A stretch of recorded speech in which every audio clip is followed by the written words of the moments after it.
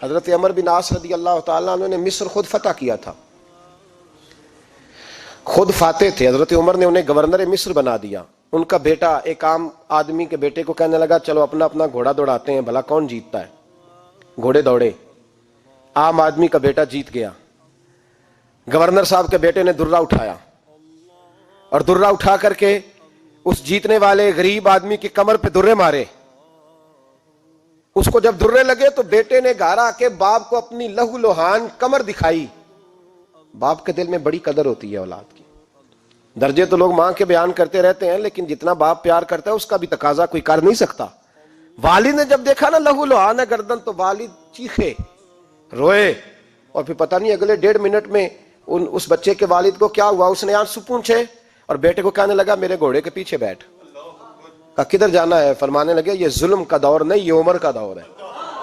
ہاں ایسی بات ہے کوئی جو مرضی کر جائے؟ بیٹھ میرے گھوڑے پہ. آدھی رات کے وقت پہنچے مدینے اور باہر جا کے وہ آدمی پکارنے لگے، کہنے لگے عمر باہر آؤ، نکلو خوابگاہ سے. جب غریبوں پہ ظلم ہو تو پھر حکمرانوں کو سونے کی اجازت نہیں ہوا کرتی. باہر آؤ. فاروق اعظم آدھی رات کو اٹھ کے آئے. کیا ہوا؟ کہا عمر دیکھ یہ بیٹا جو میں نے اپنے منہ کے نوالے کھلا کھلا کے پالا ہے، ذرا میرے لال کی پشت دیکھ. تیرے دورے حکومت میں یہ حال ہوگا. حضرت فاروق اعظم نے کہا جاؤ بلا کے لاؤ فاتح مصر کو. حضرت عمر بن عاص بیٹے سمیت آئے. جناب فاروق اعظم فرمانے لگے مجمع میں کھڑا کر کے، فرمایا کیوں مارا تو نے اس کو؟ گردن جو گئی. فرمایا تو گورنر کا بیٹا تھا اس لیے مارا ہے؟ اس غریب آدمی کے بچے کو کہا درے پکڑ اور گورنر کے بیٹے کو اس کے سامنے مار، اور اتنے مار کے اسے سمجھ آئے. جب اس کو درے لگ رہے تھے تو لوگ دیکھ رہے تھے. تھوڑی دیر گزری تو حضرت سیدنا عمر فاروق رضی اللہ تعالیٰ عنہ نے فرمایا گورنر مصر کو بھی سزا دو، اس کے کپڑے اتروا کے اسے ٹاٹ کا لباس پہناؤ. لوگ کہنے لگے حضور گورنر صاحب کی کیا غلطی؟ سنو اور یاد رکھنا. حضرت فاروق اعظم کہنے لگے اس بچے کے دل میں بات ڈالی کس نے کہ تو گورنر کا بیٹا ہے؟ کس نے بات ڈالی کہ تو چودھری کا بیٹا اور باقی کمی ہوتے ہیں؟ کس نے سکھایا اسے؟ وہ طاقتیں بھی ہم کچھ لیں گے جو سکھاتی ہیں کہ فلانا بڑا ہے فلانا چھوٹا ہے. فرمایا نا، جب کوئی رسول اللہ کا کلمہ پڑھ لیتے ہیں وہ برابر ہو جایا کرتے ہیں. اس کو کس نے سکھایا؟ کس نے سکھایا اس کو؟ گورنر کو بھی. اور پھر حضرت عمر نے تاریخی جملہ کہا حضرت عمر بن عاص کی طرف دیکھ کے، فرمایا جب اللہ نے ان لوگوں کو آزاد پیدا کیا ہے تم نے کیوں غلام بنا لیا ہے؟ جب رب نے آزاد پیدا کیا تم نے کیوں غلام بنایا ہے؟ عزیزو یاد رکھو جب انصاف کا بول بالا ہوتا ہے پھر کوئی آدمی ڈرتا ہے. یہاں انصاف نہیں ملتا. اور میں آپ خود ایک بات یاد آ گئی. حضرت عمر کا زمانہ تھا تو غسان کے بادشاہ نے کلمہ پڑھ لیا. جو لوگ غریب کہلاتے ہیں نا وہ ذرا میری بات پہ زیادہ توجہ کریں. غریبوں کو سنانے لگاؤں، غریب ذرا توجہ کریں. غسان کے بادشاہ نے اسلام قبول کر لیا اور اسلام قبول کرتے ہی وہ آئے حج کرنے. حج کے بعد فارغ ہوئے تو ایک نفلی طواف کر رہا تھا غسان کا بادشاہ شاہ غسان. آج تو خانہ کعبہ میں بھی وی آئی پی پروٹوکول ملتا ہے، آج تو مسجد نبی میں بھی وی آئی پی پروٹوکول ہوتا ہے، یہاں آ کے بھی، یہاں بھی. اور دیکھتے صحیح تو کھڑا کہاں ہے؟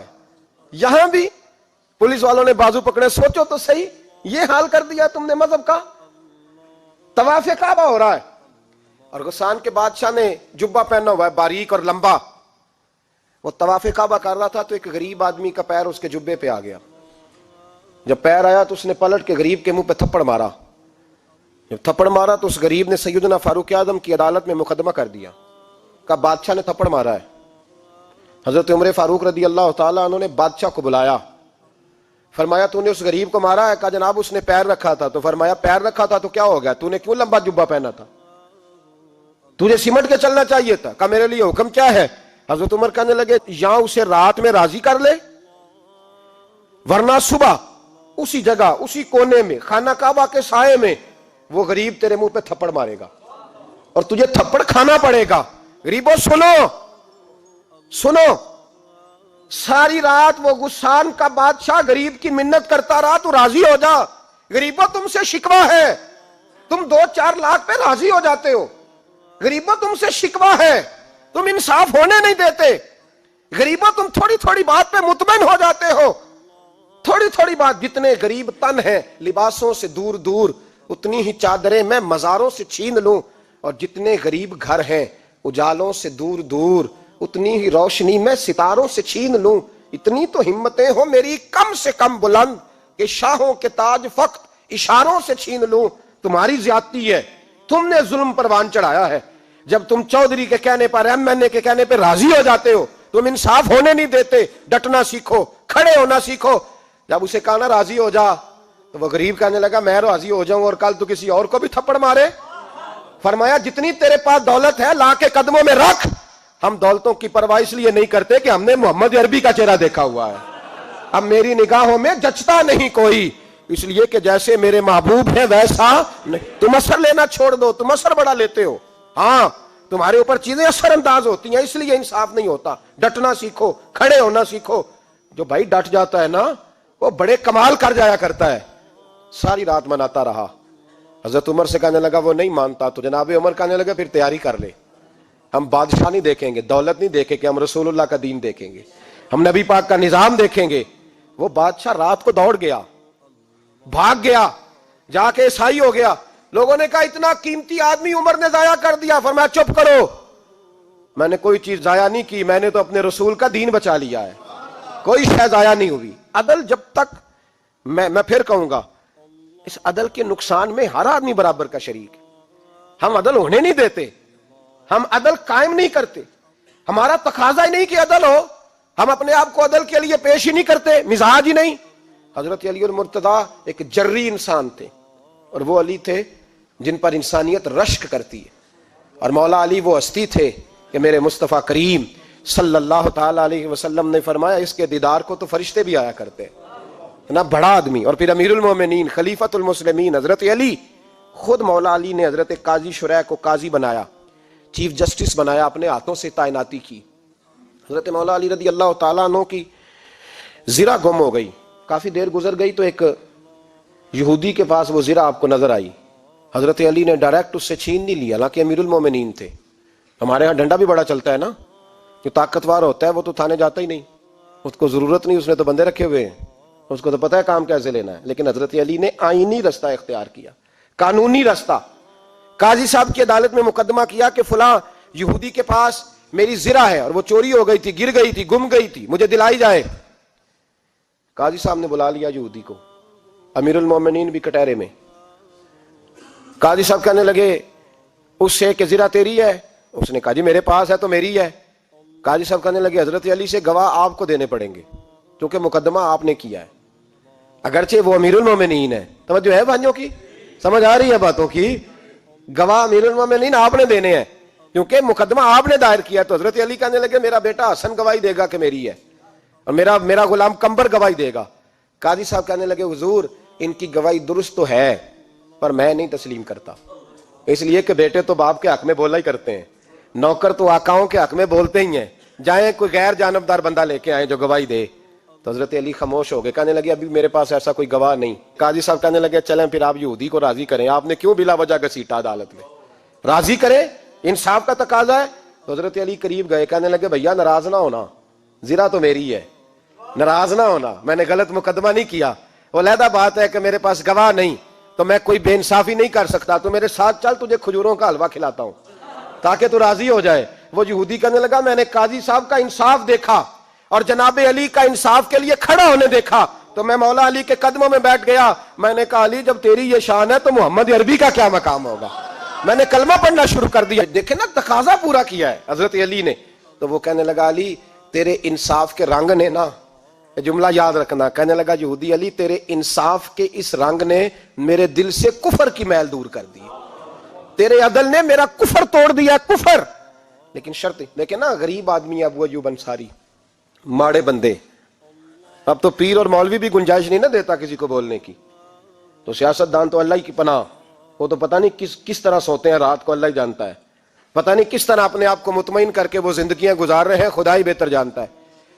حضرت عمر فاروق جیسا دلیر اور جرری آدمی جمعہ پڑھانے مسجد میں داخل ہوئے تو جناب ابو ایوب انصاری دروازے پہ کھڑے ہو گئے, کہنے لگے عمر تیرے نوکر نہیں, ٹائم پہ آیا کر, بڑی دیر سے کھڑے ہیں. کیوں دیر سے آیا ہے؟ بڑے جلالی تھے نا حضرت عمر, لیکن وہ جلالی اس وقت تھے جب کوئی ظلم کرتا تھا, اور ذات کے لیے جلالی نہیں تھے. کہا وقت پہ آیا کر, کو ملازم نہیں تیرے. تو سیدنا فاروق اعظم منبر پہ چڑھے اور فرمانے لگے اللہ ابو ایوب انصاری کا بھلا کرے، جب تک اس طرح کے لوگ موجود ہیں کوئی بادشاہ بگڑے گا نہیں، اللہ اس کا بھلا کرے، اس نے میری توجہ صحیح۔ اور پھر عمر رو پڑے، رو کے فرمانے لگے مسلمانوں معاف کر دو، غلطی کوئی نہیں، میرے پاس کرتا ایک ہی ہے، اور عبداللہ کی ماں نے وہ دھو کے خشک ہونے کو ڈال دیا تھا، غریب ہوں، کرتا دوسرا کوئی نہیں، تو وہ ذرا نا خشک ہونے میں آ کے دیکھ لو ابھی بھی گیلا ہے، مجھے معاف کر دو، میری غلطی نہیں ہے۔ صحابہ درد کے ساتھ رونے لگے اور کہنے لگے اللہ اس طرح کے حکمران ہمیشہ عطا کرتا رہے۔ میرے بھائی تو انصاف کا رنگ تو دیکھ، ان تقاضوں کو سمجھنا۔ یہاں کسی کی جرت ہے بول سکے، طاقت ہے کسی کی، لیکن انہوں نے اپنے آپ کو پیش کیا، سامنے پیش کیا اپنے آپ لوگوں کے سامنے۔ دو مال غنیمت کی چادریں بانٹ رہی ہیں، سب کو ایک ایک ملی ہے۔ فاروق اعظم جمعہ پڑھانے آئے تو اسی چادر کا کرتا، اسی کی تامت، لوگ کھڑے ہو گئے، عمر بتا تو نے دو کیوں لی؟ یہ انصاف ہے، یہ عدل ہے، کیوں لی دو؟ تو حضرت عمر کہنے لگے میرا بیٹا جواب دے گا۔ عبداللہ بن عمر بولے، کہنے لگے ابا جی کے کپڑے بڑے پرانے ہو گئے تھے، میں نے اپنے حصے کی بھی اپنے ابا جی کو دے دی ہے۔ دیکھیں نا یہ انصاف میرے نبی پاک نے کیا ہے، صحابہ نے سیکھا ہے۔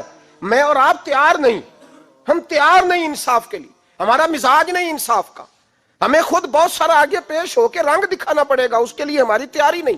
اس لیے ہم حکمرانوں کو گالی دے کے چپ کر جاتے ہیں، اس لیے ہم وکیلوں کے کہتے ہیں بکتے بڑا ہیں، جج بکتے، یہ باتیں کر کے ہم خاموش ہیں، ہم پیش نہیں کر پا رہے، ابھی تک ہم اپنے آپ کو کھڑا نہیں کر پا رہے کہ ہم سے مطالبہ کرو انصاف کا، کھڑا نہیں۔ حضرت سیدنا علی المرتضیٰ شیر خدا رضی اللہ تعالیٰ عنہ فرماتے ہیں بدر کے لیے جب جا رہے تھے تو سواری ایک تھی، سوار تین تھے، ایک سواری اور سوار تین۔ فرماتے ہیں نبی پاک صلی اللہ علیہ وسلم نے فرمایا تین کٹھے نہ بیٹھنا، دو بیٹھیں، سواریوں کو تکلیف ہوتی ہے، قربان جاؤں کیسا رسول دیا ہے جو جانوروں کے حقوق کا بھی خیال فرماتے ہیں صلی اللہ علیہ وسلم۔ فرمایا دو بیٹھیں۔ حضرت علی کہتے ہیں پہلے میں اور نبی پاک صلی اللہ علیہ وسلم بیٹھے، اور تیسرے ہمارے ساتھ ابو درداء رضی اللہ تعالیٰ عنہ۔ فرماتے ہیں جا رہے تھے بدر کے لیے، پہلے میں اور حضور بیٹھے، پھر نبی پاک اور ابو درداء بیٹھے۔ فرماتے ہیں پھر نمبر لگ گیا میرا اور ابو درداء کا، اور مصطفیٰ نے گھوڑے کی لگام تھامی تو حضرت ابو درداء تڑپ اٹھے، کہنے لگے علی نہ طبیعت مانتی ہے، نہ ادب مانتا ہے، نہ عشق مانتا ہے، تو اس طرح کر، میں تو چھوٹا ہوں، آپ کہیے رسول پاک سے، آپ ہر لحاظ سے بڑے ہیں، آپ عرض کیجئے کہ حضور نہ ادب مانتا ہے، نہ عشق مانتا ہے، نہ پیار مانتا ہے، نہ تقاضا ہے، مہربانی کرے آ جائیں۔ حضرت علی ہاتھ باندھ کے عرض کرنے لگے محبوبہ ٹھیک ہے باری آپ کی پیدل چلنے کی ہے، پر مہربانی کریں، ادب پیار اور محبت مجبور کر رہی ہے۔ تو حضور نے فرمایا علی چپ کر، میں عدل نہیں کروں گا تو لوگ عدل سیکھیں گے کیسے؟ اگر میں عدل نہیں کروں گا تو قوم سیکھے گی کیسے؟ مجھے عدل کرنے دے، انصاف کرنے دے۔ فرمایا چلنے دے مجھے پیدل، کچھ نہیں ہوتا، تقاضا عدل جب تک پورا نہیں ہوتا۔ آپ یقین کریں میرے اساتذہ کہا کرتے تھے میں عدالت کو عدالت نہیں کہتا، کچہری کہتا ہوں، اس لیے کہ عدالت وہ ہوتی ہے جہاں عدل ہوتا ہے۔ یہاں تو حال یہ ہے، بتائیے وکیل کو نہیں پتا ہوتا کہ جو میرے پاس آیا یہ غلط آدمی ہے، وہ اس کی حمایت کرتا ہے کہ نہیں، اس کے ساتھ چلتا ہے کہ نہیں، جھوٹ کے ساتھ آخر تک لڑتا ہے کہ نہیں لڑتا؟ جو گواہ بن کے جا رہے ہوتے ہیں انہیں پتا ہوتا ہے کہ نہیں کہ ہم جھوٹے کی گواہی دینے جا رہے ہیں؟ تو پھر کیا سارا ظلم حکومتیں کر رہی ہیں؟ معاشرہ بھی تو اپنی ترتیب بدلے نا، لوگ بھی تو اپنا رنگ بدلے نا، لوگ بھی تو طبیعت بدلے نا۔ کون منتخب کرتا ہے انہیں ظالموں کو؟ عوام، اور پھر اس کے بعد شکوہ بھی عوام ہی کرتی ہے۔ خدا را تقاضے سمجھو، مزاج سمجھو، طبیعت سمجھو اسلام کی۔ میرے نبی پاک صلی اللہ علیہ وسلم نے عدل کا بول بالا کیا، ہر مقام پر، ہر نقطے پر رسول پاک صلی اللہ علیہ وسلم نے عدل عدل اور عدل کی آواز بلند فرمائی۔ کوئی مقام ایسا نہیں، آپ پڑھیے کتابیں، اگر ایک کلمہ پڑھنے والے اور یہودی کا فیصلہ آیا ہے اور نبی پاک صلی اللہ علیہ وسلم نے یہودی کو حق میں سمجھا ہے تو نبی پاک نے یہودی کے حق میں فیصلہ دیا۔ وہ منافق بگڑ گیا ہے، حضرت عمر کے پاس گیا ہے، لیکن حضور نے فرمایا جہاں جاتا ہے جا، فیصلہ وہی کیا جائے گا جو عدل پہ مبنی ہوگا، جو انصاف پہ مبنی ہوگا۔ ہماری طبیعتوں کے اندر سے وہ جو جس سٹیج پہ کوئی بیٹھا ہے وہ وہاں بڑا ہے، وہ جہاں بیٹھا ہے وہ سلطنت کا مہاراجہ ہے، وہ کہتا ہے نہیں نہیں میرے پاس سارا کچھ ہے، یہاں تو میں اختیارات استعمال کروں گا، وہ استعمال نہ ہوئے تو پھر دولت استعمال کروں گا۔ تو جب اجتماعی مزاج قوم کا بگڑتا ہے پھر معاشرے میں ناانصافی عام ہوتی ہے، پھر ظلم عام ہوتا ہے، پھر بے رہ روی کا شکار۔ اور میرے نبی پاک صلی اللہ علیہ وسلم کی حدیث سن لے، ذرا جاگ کے سننا یہ والی روایت، اور اسے یاد کر لینا، اس کا رٹا لگا لینا۔ حضور نے فرمایا تھا جس معاشرے میں بے حیائی عام ہوگی وہاں ایسی بیماریاں پیدا ہوں گی جن کا علاج ہی کوئی نہیں ہوگا. اور حضور نے فرمایا جس قوم کے اندر انصاف نہیں ہوگا وہاں قتل عام ہوگا. انصاف نہیں، جب تک مجرم کو سزا نہیں ملتی، جب تک مجرم کو سزا نہیں ملتی اتنی دیر تک لوگوں کے لیے وہ نشان عبرت نہیں بنتا، اتنی دیر تک لوگ باز نہیں آتے. یاد رکھیں جب انصاف ہوگا، عدل ہوگا، اور عدل کرنے والے جب عدل کریں گے اور انصاف کا دامن تھامیں گے. پہلی بات تو یہ ہے کہ ہم اپنے آپ سے ورا کریں بہت ساری چیزوں کو. ہم دیکھتے ہیں حکومت نے چھوٹی چھوٹی کمیٹیاں بنا دی ہیں مصالحتی کمیٹیوں کے لیے، بین المذاہب کمیٹیاں، بڑا کچھ بن گیا ہے، لیکن لوگ گروہ بندی کا شکار ہیں، گروہی تعصبات ہیں.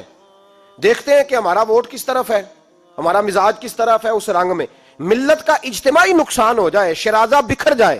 اور میں شروع میں کہہ چکا ہوں، امام حسن فرمایا کرتے تھے اگر غریب پر ظلم نہ روکا جائے گا تو وہ ظلم امیر کے دروازے تک بھی جائے گا. ایک وقت آئے گا کہ امیروں کے ساتھ بھی زیادتیاں ہونے لگیں، اس لیے کہ جب ظلم ہوتا ہے تو اس کی آگ بھی پورے معاشرے کو لپیٹ میں لیتی ہے، اور جب انصاف ہوتا ہے تو اس کی برکتیں بھی سارے معاشرے کو فائدہ دیتی ہیں. عدل، انصاف ضروری امر ہے. حضرت عمر فاروق رضی اللہ تعالیٰ عنہ جناب زید بن ثابت رضی اللہ تعالیٰ عنہ کو خود قاضی بنایا تھا. حضرت زید بن ثابت کو قاضی خود بنایا، خود تعینات کیا. حضرت ابی بن کعب رضی اللہ تعالیٰ عنہ نے نا حضرت عمر پر مقدمہ کر دیا حضرت زید بن ثابت کی حکومت میں، خود حضرت عمر پر. جناب عمر جب پہنچے نا وہاں سب لوگ بیٹھے رہے. ایک شخص کہنے لگا تم اپنے امیر کے لیے کھڑے نہیں ہوئے، تو زید بن ثابت کہنے لگے چپ کر جا، ان پر مقدمہ ہے، وہ حساب دینے آئے ہیں، امیر المومنین بن کے نہیں آئے. سامنے کھڑا کیا تو گفتگو کے دوران کوئی ایسا موقع آیا کہ حضرت عمر کو قسم دینی پڑی. تو حضرت زید بن ثابت حضرت ابی بن کعب سے کہنے لگے یار لحاظ کر، وہ فاروق اعظم ہے، امیر المومنین ہے ہمارے، اور تو ان سے قسم کا مطالبہ کر رہا ہے. حضرت سیدنا فاروق اعظم کی طرفداری میں بات کی نا تو حضرت سیدنا عمر فرمانے لگے زید اس مقدمے کا فیصلہ کر لو اور اس کے بعد میں تمہیں معزول کر دوں گا، تم تو اہلیت ہی نہیں رکھتے. حضور کیا ہوا؟ فرمایا تم نے میری طرفداری کیوں کی، تم نے مجھے امیر المومنین کیوں کہا، تم نے کیوں میرے حق میں بات کی؟ اگر میں اور تو اس طرح کرنے لگیں گے تو امت کو عدل کون دے گا؟ اگر میرا اور تیرا یہ رنگ ہو جائے گا، کیوں تو نے مجھے امیر المومنین کہا؟ اس وقت میں اپنی صفائی دینے آیا ہوں، عمر بن خطاب سے زیادہ میرا کوئی تعارف نہیں ہونا چاہیے، کیوں تم نے یہ لفظ کہے؟ اور فرمایا اگر مجھ پر قسم آئے گی اور جو میرے اوپر لاگو ہوگا مجھے وہ کام کرنے کا تمہیں حکم کرنا چاہیے تھا. یہاں تو حال ہی کوئی نہیں، مزاج ہی کوئی نہیں. ہماری قوم بڑی سمجھدار ہے، حکمران بھی بڑے سمجھدار ہیں. ممتاز حسین قادری رحمۃ اللہ علیہ کو پھانسی ہوئی تو لوگ کہنے لگے مولوی شدائی ہو گئے. فیصلہ تھا عدالت کا تو ماننا چاہیے تھا. ایک فیصلہ ایک پیپلز پارٹی کے سابقہ صدر کے بارے میں بھی عدالت نے دیا تھا، اور پھر آپ کی پارلیمنٹ نے اس فیصلے کو کنڈم کیا، مذمت کی، اور اٹھ کے کہا گیا کہ ہم مذمت کرتے ہیں، فیصلہ غلط تھا. جب حضرت ممتاز قادری کے حق میں فیصلہ آئے تو اس وقت لوگ بولتے ہیں، کہتے ہیں دیکھو جناب عدالت کا فیصلہ ہے اور مولوی کہہ رہے پھانسی نہ دو. اور جب ایک شخص پر، ایک عام آدمی پر فیصلہ آئے اور بڑی عدالت کرے اور وہ چوکوں چوراہوں میں کھڑا ہو کے کہے کہ ہم اس فیصلے کو نہیں مانتے، پھر کوئی آدمی نہیں بولتا. پھر کسی جگہ ہم نے کہا تھا بچ جا، تو رسول اللہ صلی اللہ علیہ وسلم کی ناموس والوں کا لحاظ کر، اللہ رسول تیرا خیال فرمائیں گے. لیکن یہاں عدل اور انصاف کے تقاضے بڑے عجیب ہیں. غریب کے حق میں فیصلہ اور ہے اور امیر کے حق میں فیصلہ اور ہے. چودھری صاحب پہ درخواست آ جائے تو ایس ایچ او صاحب ٹیلی فون کرتے ہیں، چودھری صاحب درخواست آئیے تو کی کرنا جے، کی کرنا تے تے اپلیکیشن آئیے لینی ہے کہ نہیں. اور اگر غریب آدمی بیچارہ ریڑی والا 4 بیٹیوں کا باپ ہے اور نہ وہ گدھا گاڑی پہ بیچتا ہے فروٹ، تو غلط کراسنگ کی وجہ سے مقدمہ ہو گیا ہے، تو چودھری کو ساتھ لے کے وہ گیا ہے، چونکہ 4 بیٹیاں نا اور کل اس کی ملکیت وہی 5000 تھا جس کا اس نے فروٹ خریدا تھا. چودھری بھی کرسی پہ، ایس ایچ او بھی کرسی پہ، اور غریب آدمی زمین پہ بیٹھا ہے، اور ایک ایک زبان سے 32 گالیاں اسے دی جا رہی. وہ کہتا ہے چودھری صاحب تہاڈی مہربانی، میں تو شامی گھر جانا ہے تو میری تیاں روٹی کھانی، مہربانی کرو میرا سامان واپس کر دو، مہربانی کرو خدا را میرا سامان دے دو. او یار ظلم یہ ہے کہ یہاں امیر کے لیے قانون اور ہے اور غریب کے لیے قانون اور ہے. اس وقت پھر ظلم ہوتا ہے، پھر زیادتی ہوتی ہے، پھر ملتیں نہیں بنتی، پھر اس سے ڈاکو پروان چڑھتے ہیں. اس سے پھر ظالم پروان چڑھتے ہیں. اپنے آپ کو پیش کرو. یاد رکھو میرے نبی پاک صلی اللہ علیہ وسلم نے فرمایا ظلم قیامت کے اندھیروں میں سے ایک اندھیرا ہوگا. ظالموں کو قیامت کے دن ٹھوکریں لگیں گی, رستہ نہیں ملے گا. اپنے آپ کو پیش کریں, چھوٹی سی بھی زیادتی, چھوٹا سا بھی ظلم نہ ہونے پائے. انصاف کے تقاضے پورے ہونے چاہیے. نبی پاک صلی اللہ تعالی علیہ وسلم نے جو امت ہمیں بنایا ہے تو اس امت میں انصاف کا بول بالا ہے. کوئی آدمی انصاف سے بالا تر نہیں. بہت بڑی بات کرنے لگا ہوں. امام ابو نعیم نے لکھا ہے, خود رسول پاک نے اپنی ذات کو انصاف کے لیے پیش کیا.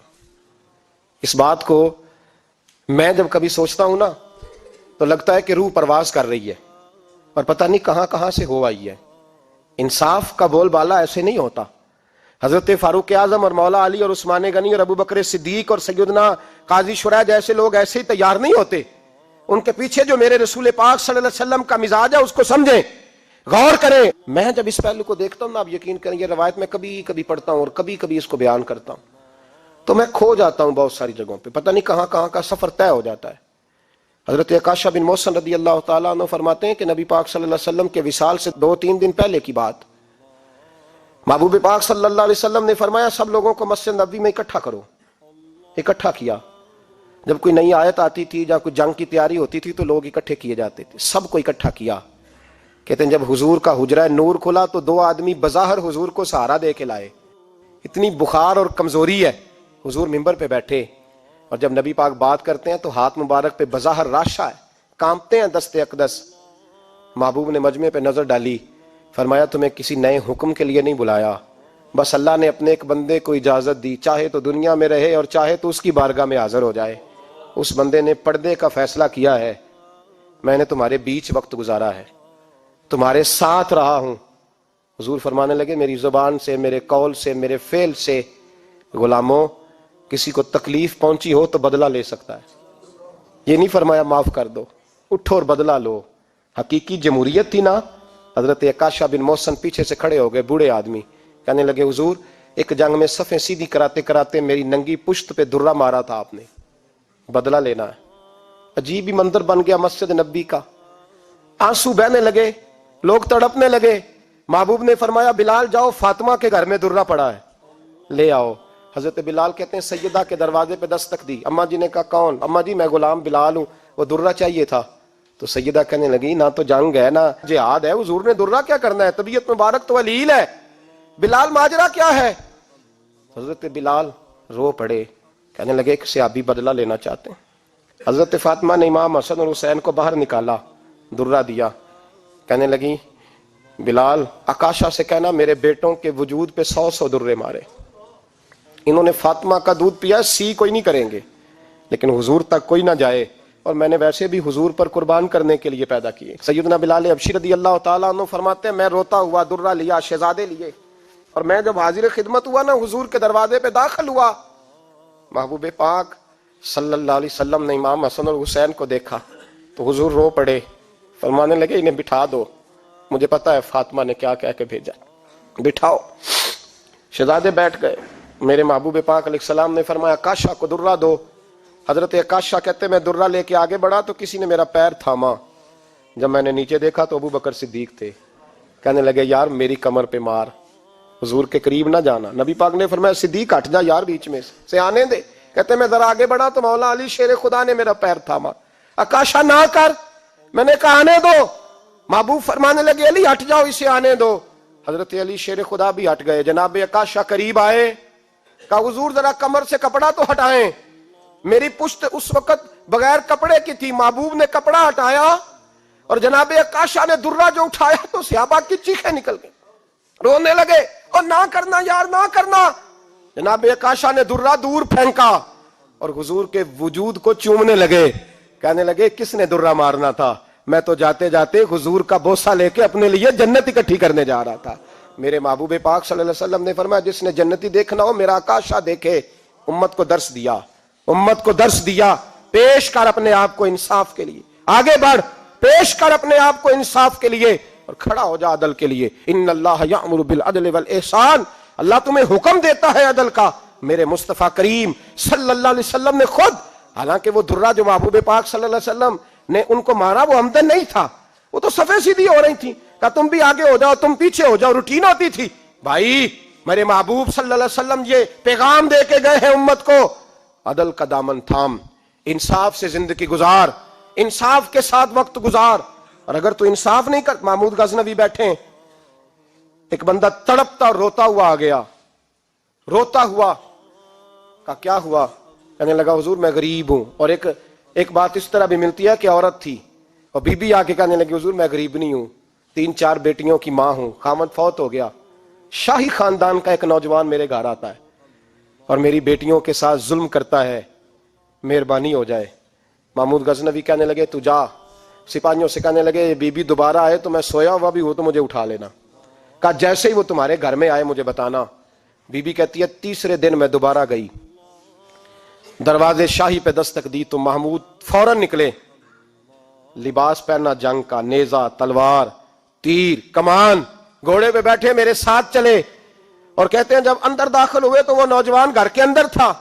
محمود غزنوی نے اندر جاتے ہی کہا جلدی سے چراغ بند کرو, دیا گل کر دیا, چراغ بند کر دیا, اور محمود نے 2 وار کی اور نوجوان کی گردن اڑا دی. جب قتل ہو گیا تو محمود نے کہا پانی لاؤ, اور بی بی کہتی ہے میں پانی لائی, 1 پیالہ, 2 پیالے, 3 پیالے, 5 پیالے پی گئے محمود پانی کے, پیتے ہی جا رہے. میں نے کہا بادشاہ کیا ہوا؟ تو محمود رونے لگا, کہنے لگا تجھے انصاف مل گیا نا؟ کہا مل گیا.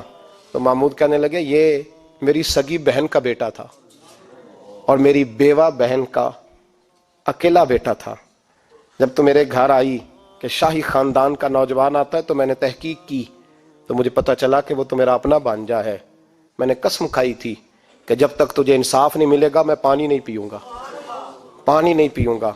پانی اس لیے مانگا ہے کہ پیاس سے مر رہا ہوں, اور دیا اس لیے بند کیا ہے کہ بہنیں بڑی پیاری ہوتی ہیں نا, اور پھر بہن بیوہ ہو اور بیٹا اس کا یتیم ہو اور اکیلا ہو, پھر رنگ اور ہوتا ہے نا. اس لیے چراغ گل کر کے میں نے اسے قتل کیا ہے کہ اگر مارنے لگوں تو کہیں بہن کا چہرہ نہ میری آنکھوں کے سامنے آئے, کہیں بھانجے کا تصور دیکھ کر میں اسے چھوڑ نہ دوں. ان اللہ یأمر بالعدل والاحسان, جب تک عدل اور انصاف ہوتا رہتا ہے, معاشرہ سکون سے بھرا رہتا ہے. یاد رکھو جس معاشرے میں عدل نہیں ہوتا, جس معاشرے میں انصاف نہیں ہوتا, جس معاشرے کے اندر لوگ اپنے آپ کو بالا تر سمجھنے لگتے ہیں, جس معاشرے کے اندر ہمارا تو یہ حال ہے کہ باہر سے آ کر ہمارا دشمن حملہ کر کے لوٹ جاتا ہے, ہمیں پتہ ہی نہیں چلتا, بس ٹھیک ہے مار گئے چھٹی ہو گئی. جس معاشرے کی بے حسی کا یہ عالم ہو کہ درجنوں لوگ قتل ہوں. اور میں دکھ سے یہ باتیں کرتا ہوں, دکھ سے. ایک دن نا اخبار پہ 4 قتلوں کی خبر بھی لگی ہوئی تھی اور ایک سیاستدان کی ممکنہ شادی کی خبر بھی لگی ہوئی تھی. کلیجہ پھٹتا ہے بات کرتے. وہ خبر اتنی چھوٹی سی تھی کہ آج ضلع لاہور میں 4 لوگ قتل ہو گئے. وہ خبر اتنی چھوٹی تھی, اور ایک سیاستدان نئی مداری کرنے لگا ہے, اس کی خبر بڑی تھی. اور قوم وہ ٹھیک ہے, پڑھنے والا بھی ایسا ہی ہے, میری طرح کے لوگ, انہوں نے وہ کہا وہ قتل تو روز ہوتے رہتے ہیں, یہ عام سے لوگ ہیں, غریب لوگ, یہ گاجر مولی ہیں, کوئی مرض نہیں, کٹ گئے تو یہ شادی کی خبر بڑی ہے, اس پہ تبصرہ ہونا چاہیے. اسی وقت پھٹے آباد ہو جاتے ہیں, چونک آباد ہو جاتے ہیں, بحث شروع ہو جائے, وہ 4 آدمی قتل ہو گئے, ٹھیک ہے معاذ اللہ, مسئلہ ہی کوئی نہیں. اتنی بے حسی, اس قدر زیادہ سفاکیت, اور قومی میڈیا مداری گروں کی خبریں بڑی دیتا ہے, اور جو بیچارے قتل ہو گئے سر راہ, جن کی رپٹ بھی پتہ نہیں کب درج ہوگی, اور جن کے بارے میں پہلی کاروائی کا آغاز بھی پتہ نہیں کب ہوگا, ان کی خبریں چھوٹی ہیں.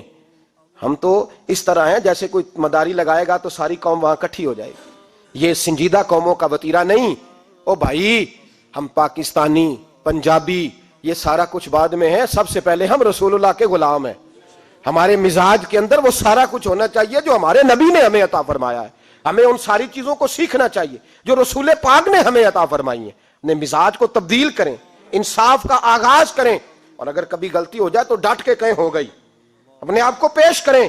حضرت علی شیر خدا رضی اللہ تعالیٰ عنہ فرمایا کرتے تھے جسے دنیا میں سزا ملے گی اللہ دوبارہ قیامت میں نہیں دے گا, اس لیے کہ میرا رب بڑا کریم ہے.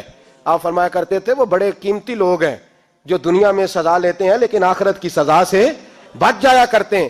یہاں اگر اپنے آپ کو پیش کر لیا جائے, یہاں اگر انسان اپنے آپ کا محاسبہ کر لے, اس جگہ عدل قائم کر لے, صبح قیامت اس کے لیے آسانی ہو جائے. غریب سے لے کر امیر تک جو جس جگہ بیٹھا ہے, جس منصب پہ بیٹھا ہے, اسے تقاضا عدل قائم کرنا چاہیے.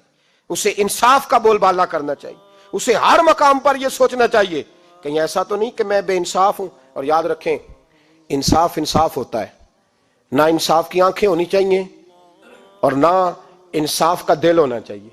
وہ دیکھے نہ کہ سامنے کون ہے، اور اس کا دل اگر دھڑکے تو صرف انصاف کے لیے دھڑکے، کسی اور کے لیے دھڑکنا نہیں چاہیے۔ اسے بالکل فیصلہ کرنا چاہیے، جو بھی سامنے آئے اسے فیصلہ کرنا چاہیے۔ اپنے آپ کو پیش کرنا سیکھیں، معاشرے میں انصاف کرنا سیکھیں، عدل کرنا سیکھیں۔